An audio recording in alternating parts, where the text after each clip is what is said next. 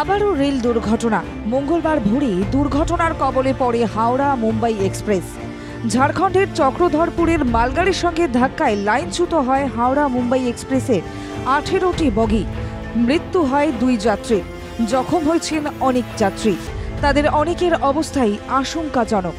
যে 18টি কামরা বেলাইন হয় তার মধ্যে 16টি যাত্রীবাহী কামরা, বাকি দুটির মধ্যে একটি ট্রেনের জেনারেটর কামরা ও অন্যটি প্যান্ট্রি কার। কিভাবে দুর্ঘটনা ঘটে তা এখনও স্পষ্ট নয়, তবে জানা যাচ্ছে যে জায়গায় মুম্বাইগামী ট্রেনটি দুর্ঘটনার কবলে পড়ে তার কাছেই একটি মালগাড়িও বেলাইন হয় আগেই। ফলে কোনো কোনো মহল থেকে মনে করা হচ্ছে বেলাইন হয়ে পড়া মালগাড়ি হাওড়া মুম্বাই এক্সপ্রেসের লাইনে এসে পড়ে, ফলে এই দুর্ঘটনা ঘটে।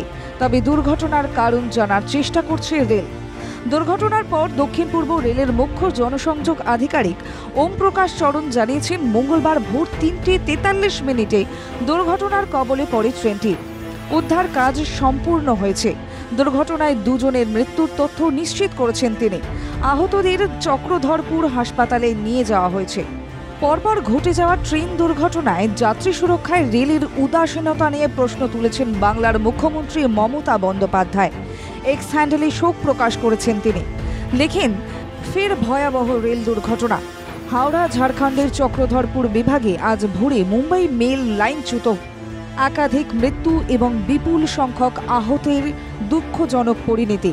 আমি জানতে চাই, এটাই কি শাসন? প্রায় প্রতি সপ্তাহে দুঃস্বপ্নের এই সিরিজ, রেল লাইনে মৃত্যুর এই অবিরাম মিছিল, আর কতদিন আমরা এটা সহ্য করব? ভারত সরকারের উদাসীনতার কি শেষ থাকবে না? আমার হৃদয়ে শোকাহত পরিবারের সঙ্গে আছে। মৃতদের প্রতি সমবেদনা জানাই।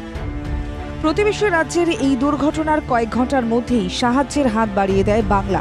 পুরুলিয়া থেকে পৃথক 2টি টিম পাঠানো হয় উদ্ধার কাজের জন্য। এদিকে দুর্ঘটনার পর বেশ কিছু হেল্পলাইন নম্বর চালু করা হয় রেলের তরফে। ঝাড়খণ্ড এবং বাংলায় একাধিক টোল ফ্রি নম্বর জানানো হয়েছে। দুর্ঘটনার কারণে এই রুটে একাধিক ট্রেন বাতিলের পাশাপাশি বহু ট্রেনের রুটও বদল করা হয়েছে। তার বিস্তারিত বিজ্ঞপ্তি দিয়েছে দক্ষিণ পূর্ব রেল।